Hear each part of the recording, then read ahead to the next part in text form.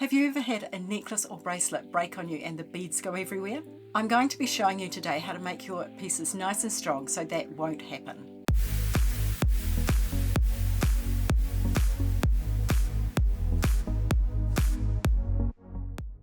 Hello, welcome back. My name's Carol. I'm going to be making a bracelet today using some pearls and some little glass beads, and I'm going to string them on some silk thread. But I want to make sure that that silk thread is nice and strong when it goes through the clasp so that it will not break given the wear and tear that it will have over time. Before we get started, I would like to say a big thank you to everyone who has subscribed to the channel and who has left me comments, because I'm really loving reading your comments, and also it's helping my channel grow because YouTube likes interaction. So keep it up, I really appreciate it. Now let's get started.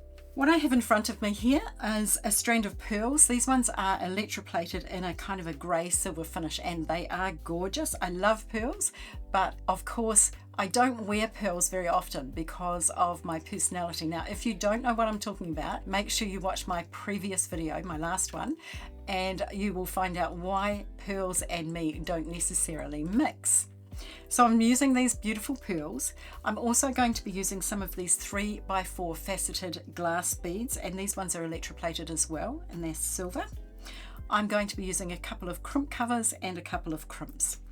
As well as that, I have here a toggle clasp. I'm going to be using some French wire, and I'm going to be using a number 5 Griffin silk thread. Now this thread is amazing because it has a needle already attached. I'm going to need some chain nose pliers, and I am going to use a pair of sharp scissors. So let's get started. First, I'm going to need a piece of my thread. Now, as I said, this one already has a needle attached, which is amazing. Makes life much easier if I don't have to thread a needle. And I haven't got very long here, about 30 to 40 centimeters. My wrist measures 16 centimeters around, and I'm going to make my bracelet 15 centimeters plus the toggle clasp, because the toggle clasp is about 2 centimeters. So that allows me enough room to move once I get my bracelet all done. So I'm going to start off with a piece of my French wire. Now I've already cut a little bit here for you. Now French wire is like a very tiny fine spring. It comes in lots and lots of different sizes and lots of colours. I have a 0.7mm one here in silver, and I've got about 2.5, I've probably got about 3 centimeters, but you won't need that much. I'm going to use my ruler to cut it. So I'm going to just pop it on my ruler here, and I'm putting it, measuring it from the 10, because my ruler, the numbers at the 0 are all worn off, and I'm going to take my scissors, and I want a centimetre. So I'm just going to take my scissors and cut it at a centimetre. And I might do the other piece while I'm here. So the same process. So you can see you don't need very much French wire. Now, before we start, I'll actually show you what it's like, seeing as I've got this extra little piece. So I'm going to destroy it now. All right, so when I pull it, it's like a spring, and it pulls out, but it's not forgiving like memory wire. It doesn't go back to shape. So I hope you can see that. It's come all the way out and it won't go back. So that's what French wire is. It's like a little spring, and I'm going to thread my needle through the center of it. So I'll just pop that piece out of the way. And it has a tiny hole, so it can be a little challenging to get your needle through. There we go. I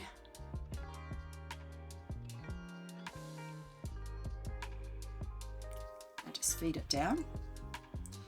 I need to put on a crimp bead.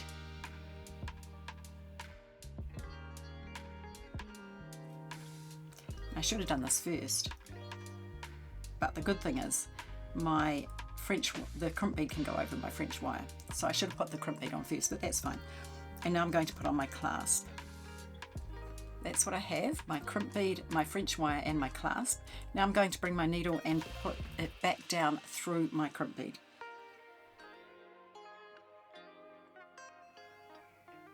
So there I've captured my clasp in the and my French wire in there. So just turning around. Right, So what I'm aiming for is to have my French wire through the clasp and the ends even, so that it comes down through the crimp bead like that. Alright, now I'm going to take my chain nose pliers and I'm going to give my crimp bead a squeeze just to flatten it.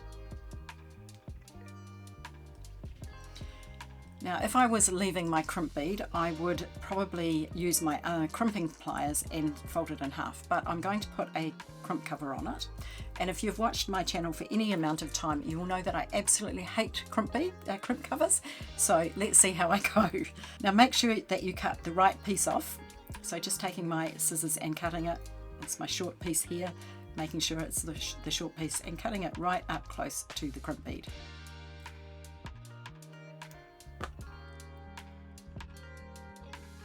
So that's what I have now. And you can see how beautiful that looks, the French wire going through the clasp, because it just finishes things off really nicely and it will protect your thread.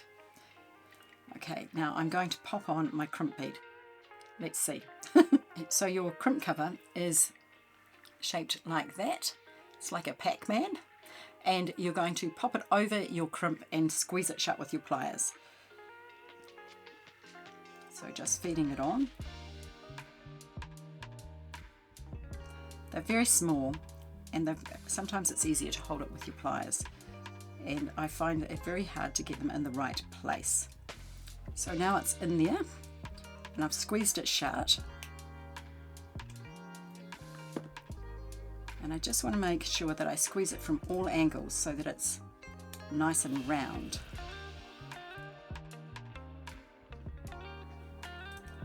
So there it is, my crimp cover on, covering up my crimp bead, and as you can see it makes it look quite nice. It looks like another bead and it wasn't so painful to get it on this time. Alright, so now that I've got that on, I'm going to start stringing some beads. So I'm going to start off with one of my little glass beads. Just string it on. And there we go, it looks really nice up against my crimp cover there.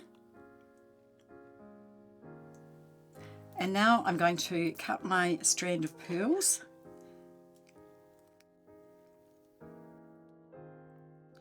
And tip off some beads. Now I do not know how many of these I will use because I haven't made this one yet. So what I'm going to do is alternate my pearls and my beautiful little faceted rondelles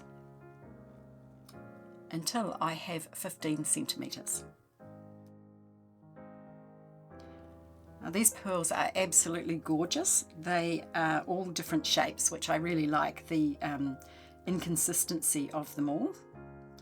And they work really, really well, I think, with the little faceted beads. Let me know, tell me what you think. If you like the traditional pearl with the faceted beads, or would you have done something differently? I tend to use these faceted beads a lot.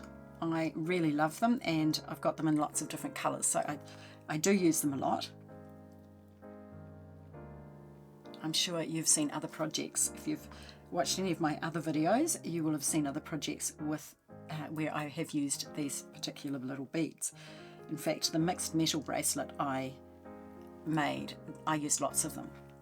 If you would like to see that one, I can leave a link in the description box below for that tutorial. And if you're interested in making the jewellery I'm wearing today, I have on my mermaid earrings and I've also got on my spring bracelet. Now I can leave you links for those as well. As well as that, I will leave a link in the description box for a blog post which contains all of the materials you will need and all of the things you will need to make this bracelet. Of course, if you want to see more of my tutorials, remember to subscribe and hit that notification bell so that you will never miss anything. And also, if you like this one, give me a thumbs up. Alright, so now I have my bracelet is 15 centimeters from the beginning of the beads to the crimp cover, and I want to make sure that I don't make it any longer because it will be too long. I'm just going to double check by putting it around my wrist. It's got about a centimeter or so there and that will be enough for the toggle clasp and to give me room to move. Okay, now all that's left to do is to put the other end of my toggle clasp on. This was a super quick and easy project. So what I need to do is put on my crimp bead first this time. Whoops.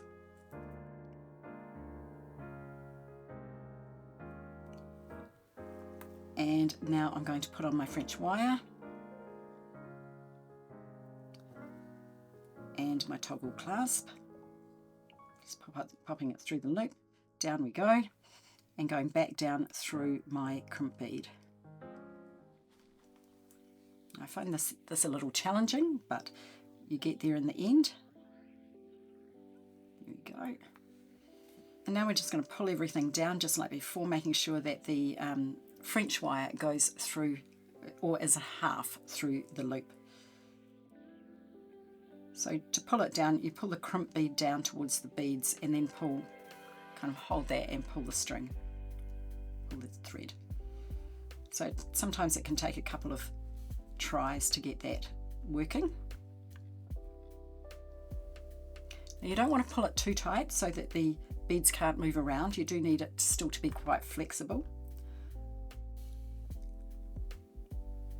So that's what I have, and I also need to make sure that I leave enough room for my crimp cover. So I might just pull it back just a fraction. There we go. All right, now I'm going to take my pliers and squeeze my crimp bead. Nice and flat, just like that, and trim off the end. And I'm going to put on my crimp cover. Sometimes with a crimp bead you have to squeeze them all the way around to make them round again, because sometimes when they close they kind of get out of shape. There's my bracelet, and you can see that it has a nice professional finish here with the French wire. It looks lovely with the French wire going through the loop of the clasp rather than just your stringy material, in this case my silk. And it also makes it stronger so it will not break in the future. That was a super quick and easy project. Let me know if you like the way I use the pearls in the comment section. Remember that I have a link down there for the blog post which will show you everything that you need to make this cute little bracelet. Remember to check us out on Facebook and Instagram. If you enjoyed this video, give me that thumbs up, and thank you for watching. I'll see you again soon.